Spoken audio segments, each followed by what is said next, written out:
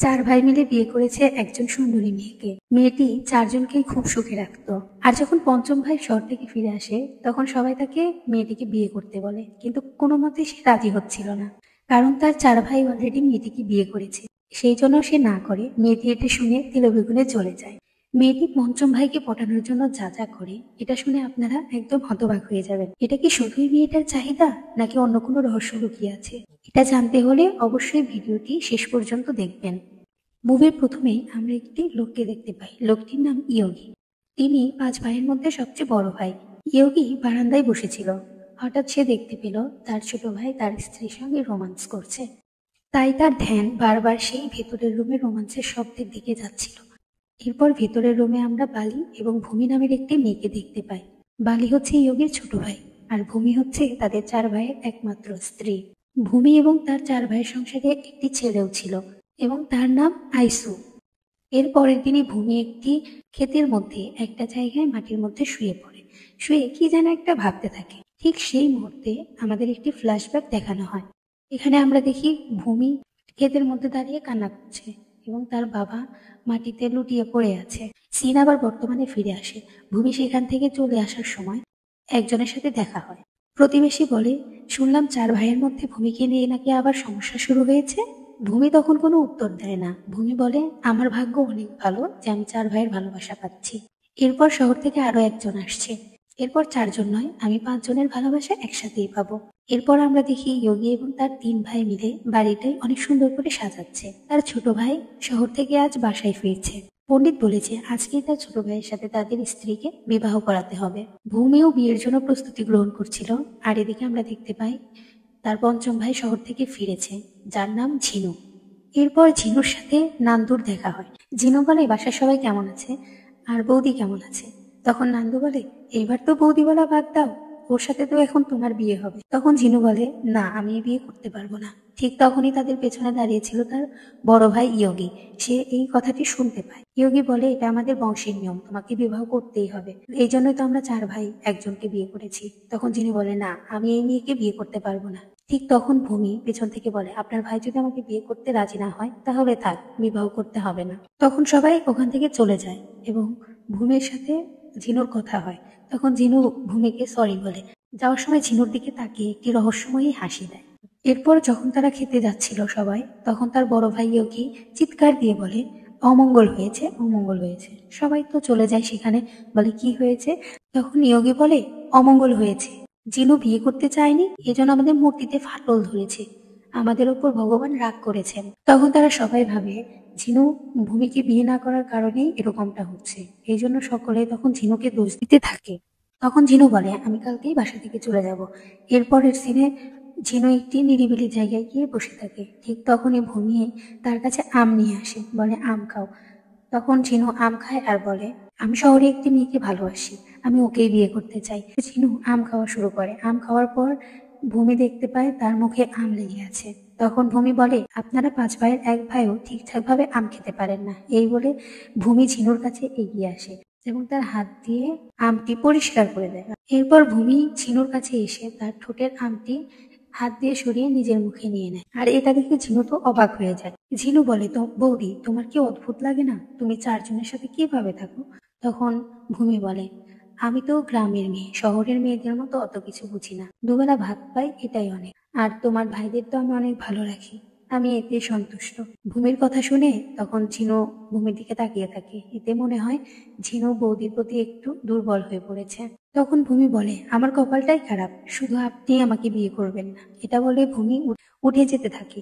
ঠিক তখন ঝিনু তার দিকে তাকিয়ে থাকে এবং কি যেন ভাবতে থাকে। এদিকে ভূমি রান্নাঘরে গিয়ে আমের থালাটা ফেলে দেয় এবং শহরের মেয়েটিকে খুব গালিগালাজ করতে থাকে। ঠিক তখনই তার ছেলে আইসু এসে বলে, মা, আমি আম খাবো। তখন সেখানে থাকা এক টুকরো আম তার ছেলেটি নেয়। তার ছেলের মুখ থেকে আমটি ফেলে দেয় এবং বলে, এই আমটি তোমার জন্য নয়। রাতে সবাই ঘুমাচ্ছিল। তখন ঝিনুর খুব পেট ব্যথা হচ্ছিল, তাই খুব চিৎকার করতে থাকে। তখন সবাই চলে আসে। তখন ভূমি চিৎকার করে বলে, শহর থেকে ডাক্তার নিয়ে এসো। এরপর ইয়োগী আর তার দুই ভাই তাড়াতাড়ি বের হয় ডাক্তার নিয়ে আসার জন্য। তারপর ভূমি ঝিনুকে যত্ন করতে থাকে। তার সেবায় ঝিনু সুস্থ হয়ে যায়। তারপর বাড়ির ঝিনুকে বলে, ভূমি তোকে সারা রাত বুকের মধ্যে রেখেছিল, ওর সেবাতেই তুই সুস্থ হয়ে গেছিস। সারা রাত তোর সেবা করেছে, এমন স্ত্রী সবার কপালে জোটে না, তুই ওকে বিয়ে করে নে।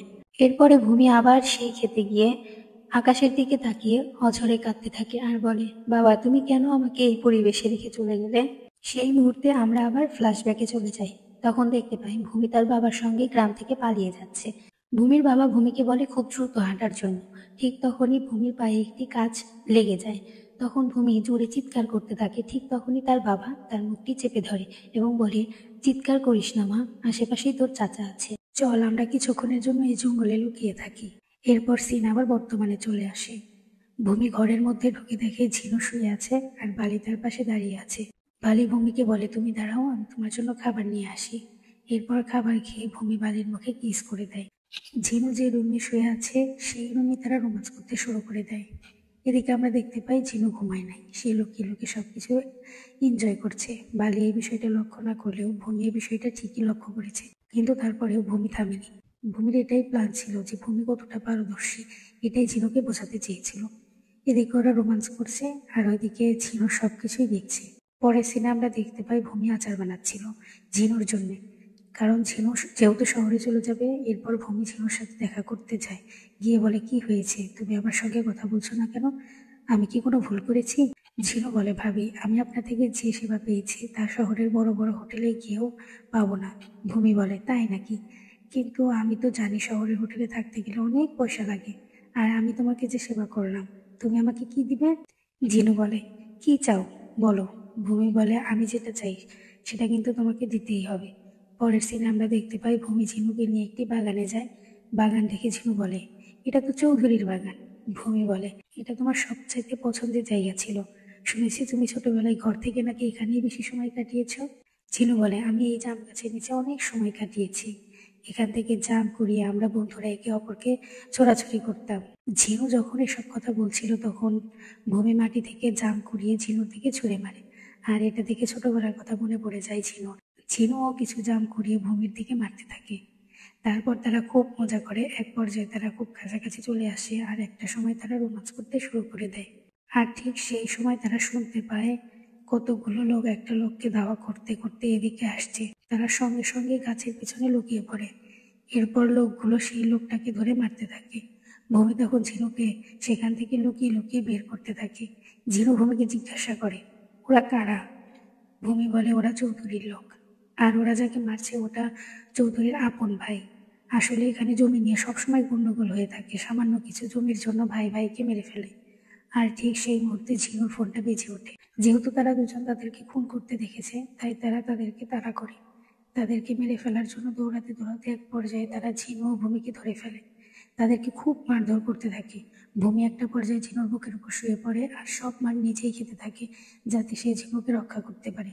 আর এদিকে দেখতে পায় তার ভাইয়েরা লাঠি নিয়ে এদিকে এগিয়ে আসছে এবং তাদের আসতে দেখে সবাই সেখান থেকে দৌড়ে পালায়। এরপর তাদের বউ ও ভাইকে নিয়ে বাসায় চলে যায়। এরপরের দৃশ্যে আমরা দেখতে পাই ঝিনু একাই বাহিরে বসে আছে। এরপর বালি এসে ঝিনুকে বলে, দেখছিস ভূমি আমাদেরকে কিভাবে আগলে রাখে, ওখানে সব আঘাত নিজে সহ্য করেছে তবুও তোর গায়ে আঘাত লাগতে দেয়নি। কিন্তু ভাই তুই এটা বিশ্বাস করছিস ওকে বিয়ে না করার জন্যই আমাদের এত বিপদ হচ্ছে? এই বলে সে সেখান থেকে চলে যায়। পরের সিনে আমরা দেখতে পাই ভূমি মন খারাপ করে বসে আছে। আর তখন পিছন থেকে ঝিনু এসে বলে, আমাদের পাঁচ ভাইকে তুমি অনেক ভালোবাসো তাই না? এই বলে ব্যথার জায়গায় মলম লাগিয়ে দেয়। একটা সময় ঝিনু বলে, আমি এখান থেকে যেতে চাই না। ভূমি বলে, কেন? আর ঝিনু বলে, আমি এই গ্রাম ছেড়ে আমার ভাইদের ছেড়ে আর তোমাকে ছেড়ে থাকতে পারবো না। ভূমি তাকে কাছে টেনে নেয় এবং তাদের মধ্যে রোমান্স শুরু হয়ে যায়। অবশেষে তাদের বিয়ে সম্পন্ন হয়। ভূমি তাদের বাবার ছবির সামনে দাঁড়িয়ে আশীর্বাদ নিচ্ছিল। আর আমাদের আবার একটা ফ্ল্যাশব্যাক দেখানো হয়, সেখানে বসে বসে ভূমি কান্না করছে আর ইয়বের বাবা বলছিল, কান্না করিস না মা, তোর বাবা এই পৃথিবীতে আর নেই। ভূমি কাঁদতে কাঁদতে বলে, আমি বিশ্বাস করতে পারছি না, আমার বাবাকে আমার চাচারা মেরেছে, যাদের সামনে আমি এত বড় হয়েছি তারাই আমার বাবাকে মারলো, আমাকে অনাথ বানিয়ে দিল। তখন ইয়বের বাবা বলল, মা জমি জিনিসটা এরকমই, মানুষেরা লোভে পড়ে পাগল হয়ে যায়, ভাই হয়ে ভাইকে মারে। আমি জানি আমার ঘরেও এই বীজ রোপণ করা আছে। আমার পাঁচটা ছেলে আছে, এখন তারা মিলেমিশে কাজ করলেও পরে তাদের বিয়ে হবে, পাঁচ ভাইয়ের পাঁচটা বউ হবে, পাঁচটা সংসার হবে, তখন তারাও এই জমি নিয়ে মারামারি করবে। তোমাকে তো আমি তোমার চাচাদের হাত থেকে বাঁচিয়ে নিয়ে এসেছি, কিন্তু আমার ছেলেদের কে বাঁচাবে? এটা শুনে ভূমি বলে, না চাচা, আমি তোমার পরিবারের সঙ্গে এটা হতে দেব না। জীবন দিয়ে হলেও আমি তোমার পরিবারকে রক্ষা করব। তখনই অভির বাবা বলে, আমাদের পরিবারের একটা প্রথা চালু আছে, 5 ভাই মিলে একটা মেয়েকে বিয়ে করতে পারবে, এরপর তারা জমি নিয়ে খুনাখুনি করবে না, একে অপরের শত্রু হবে না। তুমি কি পারবে আমার 5 ছেলের বউ হতে? ভূমি তখন রাজি হয়ে যায় এবং কথা দেয় যে সে তার পরিবার এবং তার ছেলেদেরকে ক্ষতির হাত থেকে রক্ষা করবে। এরপর সিন বর্তমানে চলে আসে। এরপর ভূমি তাদের বাবার ছবির সামনে দাঁড়িয়ে বলে, বাবা, আমি আমার কথা রেখেছি। আর এর সাথেই মুভিটি শেষ হয়ে যায়। বন্ধুরা, ভিডিও ভালো লাগলে অবশ্যই লাইক, কমেন্ট, শেয়ার এবং ফলো বা সাবস্ক্রাইব করে পাশে থাকবেন। ধন্যবাদ।